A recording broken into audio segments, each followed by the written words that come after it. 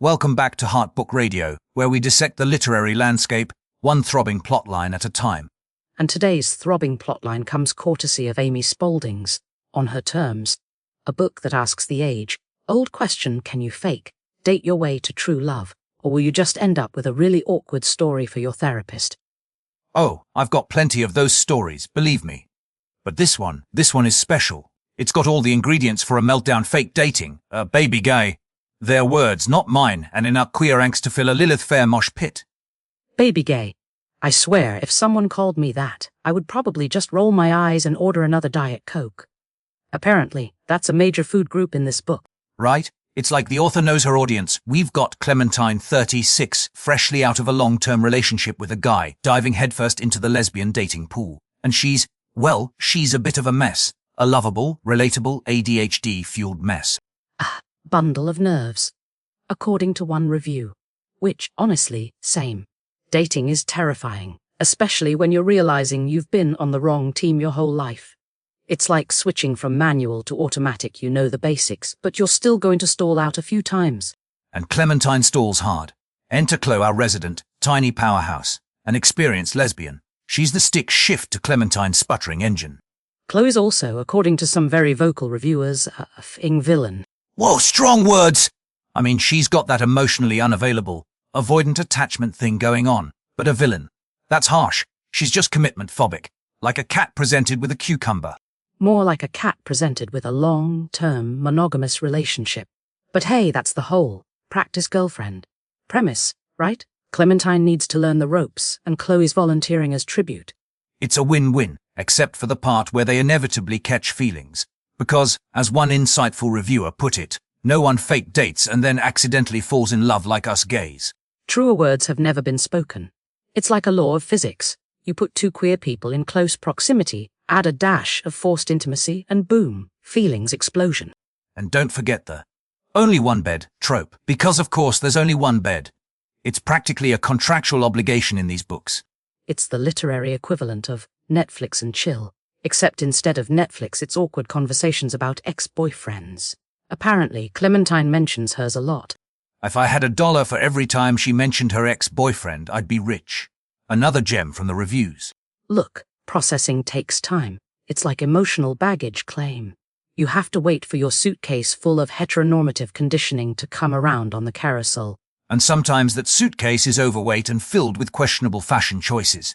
Like, say, a deep-seated fear of commitment disguised as independence. Speaking of questionable choices, let's talk about Greg, Clementine's brother, described by one reviewer as insufferable. Greg is a character. He's like that one relative at Thanksgiving who corners you to talk about cryptocurrency and his conspiracy theories.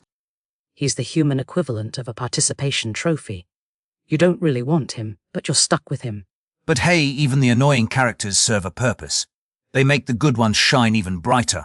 Like Clementine's found family. The queer support system that every baby gay needs.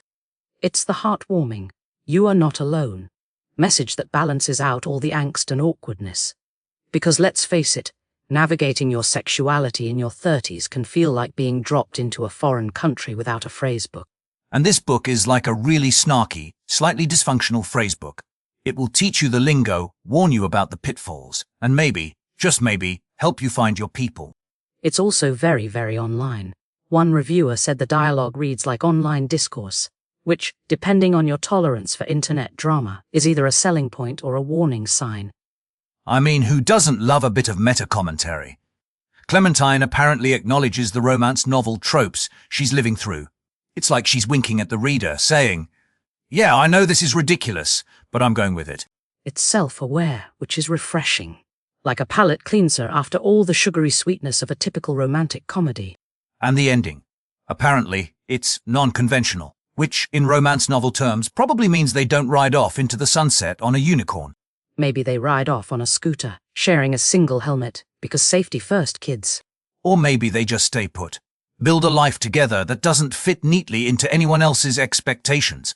Because that's the whole point, right? Finding love and happiness on your own terms. How profound. Hey, I'm just trying to tie it all together with a neat little bow.